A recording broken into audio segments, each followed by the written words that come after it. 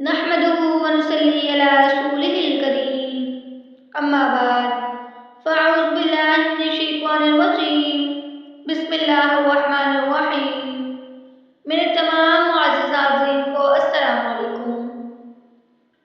ماہ رجب کا مہینہ جو کہ بہت ہی زیادہ خاص ہے، اس مہینے کا ایک ایسا خاص وظیفہ، ایک مضر وظیفہ، بابرکت وظیفہ جو کہ حدیث مبارکہ سے ثابت ہے، وہ آج کی ویڈیو میں آپ سب کے ساتھ شیئر کروں گی، جس کو جاننے سے آپ کو اور مجھے بہت ہی زیادہ فائدہ حاصل ہوگا، کیونکہ ماہ رجب کا مہینہ بہت ہی زیادہ خاص، بہت ہی زیادہ بابرکت اور مضر مہینہ ہے۔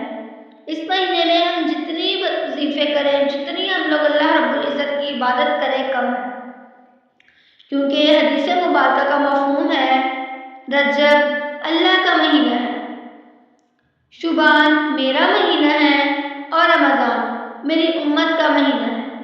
یعنی کہ حضرت محمد صلی اللہ علیہ وآلہ وسلم نے فرمایا، آپ صلی اللہ علیہ وآلہ وسلم کا یہ فرمان ہے کہ رجب اللہ کا مہینہ ہے، شعبان میرا مہینہ ہے اور رمضان میری امت کا مہینہ ہے۔ تو اس مہینے میں ہم نے اللہ رب العزت کو راضی کرنا ہے، اپنے گناہوں پر معافی مانگنی ہے تاکہ اللہ رب العزت ہمارے گناہوں کو معاف کر دے۔ اس کے علاوہ آج اس مہینے کا، رجب کے مہینے کا ایک خاص وظیفہ، ایک مضر وظیفہ، بابرکت وظیفہ جو میں آپ کے ساتھ شیئر کروں گی۔ اس کے کرنے سے آپ کی زندگی بدل جائے گی، آپ کی ہر مشکل، ہر پریشانی ختم ہو جائے گی، آپ کی زندگی میں سکون آ جائے گا، آپ کی ہر حاجت پوری ہو جائے گی، کیونکہ اللہ رب العزت اپنے بندے کے مانگنے پر خوش ہوتا ہے۔ تو رجب اللہ کا مہینہ ہے، تو ہمیں اس مہینے میں اپنے رب کو راضی کرنا ہے۔